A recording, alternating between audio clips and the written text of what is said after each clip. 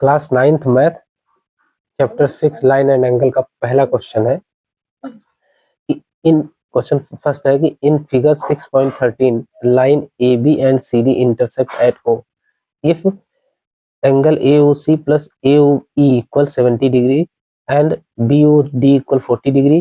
Find the BOE and reflex angle COE. Reflex angle क्या होता है कि जैसे ये एंगल है, ये वाला एंगल, ये कोई एंगल है, मान लो ABC कोई एंगल है ABC, तो अंदर वाला जो एंगल होता है ना, ये अंदर वाला एंगल है, इसके जस्ट बाहर का जो एंगल होता है ना ABC अगर हम ABC की बात करेंगे तो ये वाला एंगल होगा, लेकिन रिफ्लेक्स एंगल ABC की बात करना है तो ये बाहर वाला एंगल होता है। तो बाहर वाला एंगल कैसे निकालते हैं?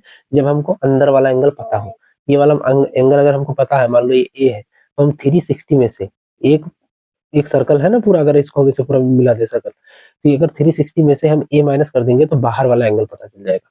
ठीक, तो सबसे पहले हमको दो चीजें निकालनी है, BOE निकालना है, यानी BOE ये वाला एंगल निकालना है, और निकालना है COE का रिफ्लेक्स एंगल, यानी COE मतलब ये वाला एंगल हमको पता रहेगा तभी हम ये बाहर वाला एंगल निकाल पाएंगे। ठीक, ये बाहर वाला एंगल निकालना है, ये वाला। ठीक, तो COE का, तो चलिए इसको सॉल्व करते हैं। हमको दिया है एंगल AOC और प्लस एंगल BOE इक्वल क्या है? 70 डिग्री। तो AOC कहाँ है? AOC ये वाला एंगल है, ये वाला, और BOE कहाँ? BOE ये वाला एंगल है, ये वाला एंगल। इन दोनों का सम दिया है हमको 70 डिग्री। अब ध्यान दो, अगर हम इस वाले एंगल को, इन तीनों एंगल को अगर ऐड कर दें, मतलब AOC प्लस COE और प्लस, जैसे यहाँ लिखते हैं हम AOC और प्लस COE और प्लस BOE, इन तीनों को हम ऐड करेंगे ना तो एक लाइन बन जाएगी पूरी लाइन पे, ये पूरा लाइन पे एक एंगल आ जाएगा, मतलब ये वाला एंगल, ये वाला एंगल और इस वाले एंगल को, तो इसको बोलते हैं, ये हो जाएगा 180। इसको बोलते हैं लीनियर पेयर एंगल। हम पिछले वीडियो में हमने बात किया था, ये होता है लीनियर पेयर, मतलब एक लाइन पे कितना एंगल बनता है? 180। अब हमको पता है कि AOC और AOB मतलब ये वाला एंगल और ये वाला एंगल का सम दिया है 70 डिग्री, हम लिख देंगे 70 इनकी जगह पे, और प्लस में क्या है? COE इक्वल 180 है। इसको उधर भेजेंगे तो हमको पता चल जाएगा COE कितना हो जाएगा? 180 माइनस के 70, तो ये हो जाएगा COE इक्वल 110। ठीक है, अब COE हमको पता चल गया, लेकिन हमको COE नहीं निकालना है। COE ये है, ये वाला एंगल है, लेकिन हमको नहीं चाहिए, इसका रिफ्लेक्स एंगल चाहिए बाहर वाला। तो रिफ्लेक्स एंगल कैसे निकालेंगे? 360 में से माइनस कर देंगे, तो लिखेंगे कि रिफ्लेक्स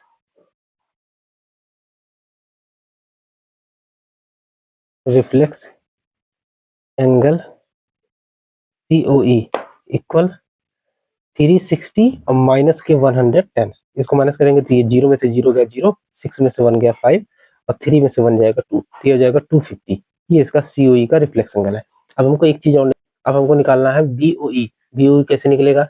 हमको पता है BOD, यानी ये वाला जो एंगल है, ये हमको दिया है 40 डिग्री। अगर ये 40 डिग्री है तो ये भी 40 डिग्री होगा। क्यों? ये हमको पता है कि ये 40 है, तो ये भी क्यों? हम लिखेंगे यहाँ कि angle BOD equal angle AOC, यहाँ रीजन लिख देंगे इक्वल 40 डिग्री। रीजन क्या है? ये वर्टिकली अपोजिट है, वर्टिकली अपोजिट एंगल है। ठीक है, ये वर्टिकली अपोजिट है। ये देखो, ये यहाँ से हम देखेंगे तो ये एक लाइन, इस वाली लाइन को अगर हम भूल जाए, इस वाली लाइन को भूल जाएंगे तो देखो जस्ट वर्टिकली अपोजिट है। ठीक, ये 40 डिग्री ये भी हो गया। अब हमको पता है कि ये 40 डिग्री अगर हो गया, हमको BO निकालना है, तो AOC और plus angle BOE equal 70 degree हमको दिया हुआ है। हमको AOC की वैल्यू पता है 40 डिग्री है, और प्लस BOE इक्वल क्या है? 70 डिग्री है। इसको उधर भेज देंगे तो BOE इक्वल आ जाएगा 70 माइनस के 40, तो BOE इक्वल आ जाएगा 70 में से 40 माइनस करेंगे तो आ जाएगा 30 डिग्री। ये हमारा आंसर है। हाँ, क्लास 9th मैथ चैप्टर 6 का लाइन एंड एंगल का सेकंड क्वेश्चन। फर्स्ट क्वेश्चन में पिछले वीडियो में बात कर लिया था। अब हम बात करते हैं सेकंड क्वेश्चन की। सेकंड क्वेश्चन क्या है? दिया है हमको लाइन XY एक लाइन है, and MN intersect at O, और MN एक लाइन है जो O पे XY को इंटरसेक्ट करता है। इसमें एंगल दिया है हमको, एंगल POY इक्वल 90 डिग्री। ये ओ वाई, ये जो है एंगल ये 90 डिग्री है। 90 डिग्री को ऐसे बनाते हैं, ठीक। एंड ए रेशियो बी दिया है 2:3, ये ए है बी है, इन दोनों का रेशियो दिया है 2:3 है। फाइंड सी, सी हमको बताना है सी कितना होगा। तो हमको गिवन है कि ए रेशियो बी इक्वल 2:3 है, ठीक है। दो नंबर जब रेशियो में होते हैं ना, तो उसका मतलब है कि उनके बीच से कॉमन नंबर निकल गया है, इसीलिए वो रेशियो में है। जैसे जैसे मान लीजिए यहाँ अगर ऐसे हो 500 और 1000, ठीक है, तो इसको हम ऐसे ब्रेक कर सकते हैं ना, लिख सकते हैं फैक्टर करके 500, और इसको लिख सकते हैं 2 × 500। 1000 को हम ऐसे लिख सकते हैं और 500 को ऐसे। अगर इन दोनों में कॉमन क्या है, 500 निकाल दिया हमने, तो ये बचेगा, यहाँ 1 बचा, यहाँ 2 बचा है, तो ये 1:2 हो जाएगा, ठीक है। अब ये जो 500 हमने निकाला है, अगर वापस से इनको हम दे दें, ठीक है, इसमें मल्टीप्लाई कर दें, इस 500 का इसमें मल्टीप्लाई कर दें, तो अपने ओरिजिनल फॉर्म में आ जाएगा ना, ठीक। तो इसमें इसमें से भी कॉमन नंबर निकला है, लेकिन हमको पता नहीं कि कॉमन नंबर कौन सा है, क्या है कॉमन नंबर, तो हमको नहीं पता, तो हम कहते हैं कि कॉमन नंबर क्या है, बी निकला होगा या ए निकला, एक्स निकला होगा, ठीक है, एक्स मान लेते हैं, तो एक्स निकला है कॉमन नंबर, तो लिख देंगे यहाँ पे कॉमन जो है इनके बीच में एक्स निकला है, तो ए का क्या हो जाएगा, ए 2x, ठीक है, बी क्या होगा 3x हो जाएगा, ठीक है, ये हो गया। अब हमको पता है कि ये वाला एंगल जो है, एंगल हमको गिवन है कि angle P O Y equal 90 degree, ये हमको गिवन है, दिया हुआ है, ठीक है। ये वाला एंगल 90 डिग्री है। अब ये अगर 90 डिग्री है, तो ये वाला भी एंगल क्या होगा, 90 डिग्री होगा, तभी तो 180 होगा एक पूरी लाइन पे, ठीक। तो ये वाला एंगल कितना होगा, ये वाला 190 होगा। तो हमको पता है कि एंगल ए और प्लस एंगल बी, यही तो है, इन दोनों को मिला के ही तो बना है ये वाला एंगल। तो एंगल ए और प्लस एंगल बी क्या होगा, 90 डिग्री होगा। एंगल ए की वैल्यू कितना है 2x, एंगल बी की वैल्यू 3x, एंगल ए की वैल्यू हमने लिख दिया, एंगल 3 की वैल्यू हमने लिख दिया, इक्वल 90 डिग्री। और 3 और 2 5x इक्वल 90। अब 5 इधर मल्टीप्लाई में उधर भेजेंगे, डिवाइड 90 अपॉन के 5, ठीक है। 5 से इसको कैंसिल करेंगे, 5 1 जा 5, 4 बचा, 5 8 जा, ठीक है। x की वैल्यू आ गई 18।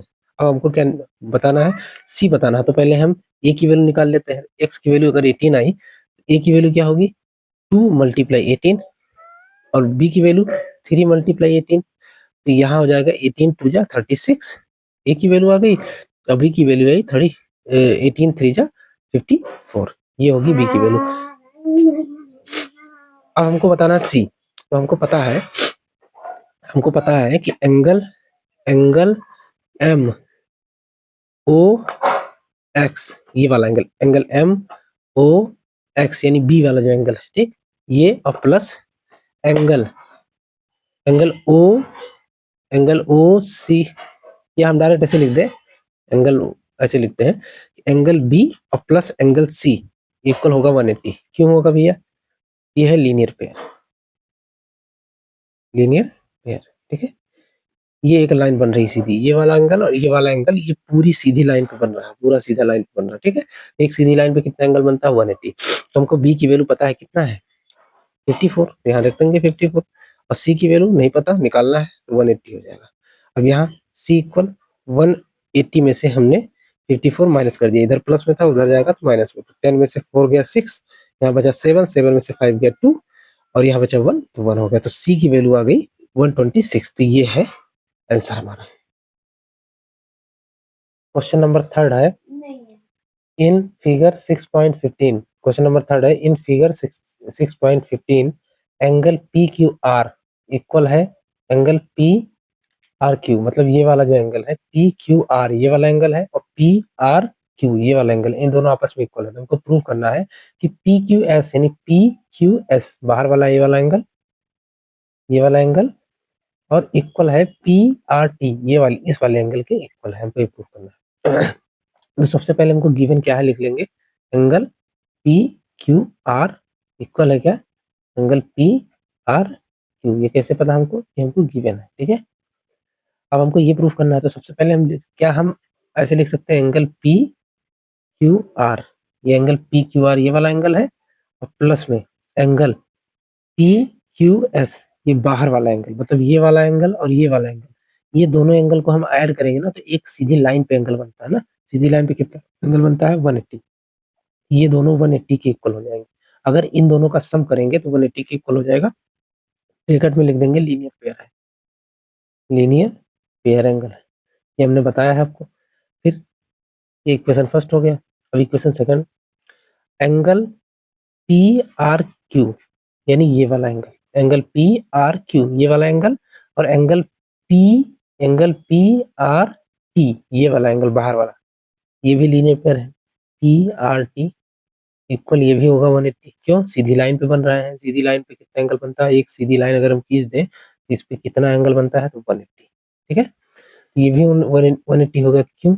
लीनियर पेयर है, लीनियर पेयर है। Equation number 2। अब इक्वेशन 2 से लिखेंगे from equation first and equation second. Equation first और सेकेंड से हमको पता है कि इसका राइट हैंड साइड इक्वल है। तो किसी भी चीज का राइट हैंड साइड अगर इक्वल है, दो इक्वेशन का अगर राइट हैंड साइड आपस में इक्वल है, तो लेफ्ट हैंड भी आपस में क्या होता है, इक्वल होता है। मतलब ये भी, ये ये ये दोनों एंगल 180 के इक्वल है, और ये दोनों भी 180 के इक्वल है। इसका मतलब ये दोनों आपस में क्या है, इक्वल है।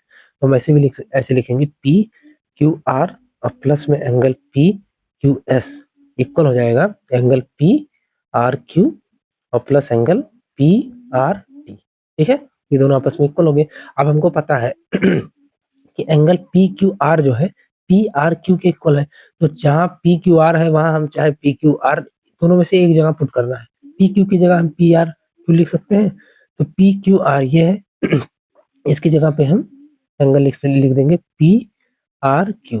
ठीक है, और प्लस में angle P Q S equal, यहाँ हो जाएगा पी, बाकी कहीं वैल्यू नहीं पुट करनी है, कुछ भी नहीं करना है, क्यू और plus angle P R T. अब ध्यान दो, यहाँ है पी क्यू आर और यहाँ भी है पी क्यू आर। तो जब हम इस पी क्यू आर को उधर भेजेंगे ना, तो इधर ये प्लस में है, उधर जाएगा तो माइनस में, तो ये दोनों कैंसिल हो जाएगा। तो देखो पी क्यू एस इक्वल हो जाएगा angle P R Q plus में एंगल पी आर टी। ये दोनों पहले से था, ये वाला एंगल जब इधर आएगा तो ये माइनस हो जाएगा पी आर क्यू, ये कैंसिल होगा। तो बचा क्या, P Q S equal P R T. यही हमको प्रूफ करना था। ठीक है, यही हमको प्रूफ करना था कि पी क्यू एस जो है पी आर टी के इक्वल है। फिगर दिया हुआ है इन फिगर 6.16, ये वाली फिगर की बात कर रहा है। If X plus Y equal W plus Z the proof that then prove that A O B is a line. ठीक है, हमसे कहा है कि एक्स और वाई का जो सम है वो डब्ल्यू प्लस जेड के सम के इक्वल है। तो हमको प्रूफ करना है कि ए ओ, ये ओ है, ए ओ बी एक लाइन है, हमको प्रूफ करना। सबसे पहले हम क्या करेंगे, हम लिखेंगे एक्स प्लस वाई और प्लस डब्ल्यू और प्लस जेड इक्वल है, और वाई है, डब्ल्यू है, हमने लिखा एक्स वाई डब्ल्यू जेड। ठीक है, इन सबका जो सम होगा ना वो 360 इन सबका सम क्या होगा, 360 होगा। क्यों? क्योंकि 360 जब बनता है एक सर्कल बनता है नहीं। ठीक है, तो अगर इनको हम देखें तो एक सर्कल बन रहा है। ठीक, तो एक सर्कल जब बनता है तो 360 एंगल बनता है। ठीक है, ये अब हमको पता है कि X Y equal W plus Z हमको दिया है ना, X plus Y equal W plus Z, ये हमको गिवन है। ठीक है, यही चीज इसमें हम पुट कर देंगे। तो इसमें हम जब पुट करेंगे, इसमें जब हम पुट करेंगे, चाहो तो एक्स वाई की जगह डब्ल्यू जेड पुट कर दो, या डब्ल्यू जेड की जगह एक्स वाई पुट कर दो। तो हमने एक्स वाई की जगह डब्ल्यू जेड लिखेंगे। तो एक्स वाई की जगह हम लिख सकते हैं डब्ल्यू प्लस जेड, और पहले से डब्ल्यू प्लस जेड है एक, ये हो जाएगा 360। अब यहाँ देखो डब्ल्यू, एक डब्ल्यू है, एक डब्ल्यू ये है, तो दो दो डब्ल्यू हो जाएगा। यहाँ यहाँ एक जेड है, यहाँ एक जेड है, तो ये दो जेड हो जाएगा। ठीक है, तो ये हो जाएगा 360। इन दोनों में 2 कॉमन है, तो 2 हमने कॉमन ले लिया, यहाँ बचेगा डब्ल्यू प्लस जेड। ठीक है, इक्वल 360। अब 2 को हम उधर भेज देंगे, इधर मल्टीप्लाई में है, उधर डिवाइड में हो जाएगा। 2 प्लस 360 अपान में 2, तो इसको कैंसिल करेंगे तो हो जाएगा 180। 2 से करेंगे 2 1 जा 1, 2 1 जा 2, 1 बचा, 2 8 जा, हो गया ना। यानी डब्ल्यू प्लस जेड इक्वल आ गया कितना, 180। अब यहाँ से ध्यान से देखना है, ये डब्ल्यू और जेड इन दोनों को जब हम सम करेंगे 180 आ रहा है। इन दोनों का सम कितना आ रहा है, 180। मतलब ये पूरा एंगल कितना है, 180। ये पूरा एंगल कितना है, 180। 180 जब तभी तभी बनता है, हमने बताया था कि 180 तब बनेगा जब एक सीधी लाइन हो, यानी ए ओ बी। ये क्या होगा, लिख देंगे therefore therefore therefore A O B is a line है।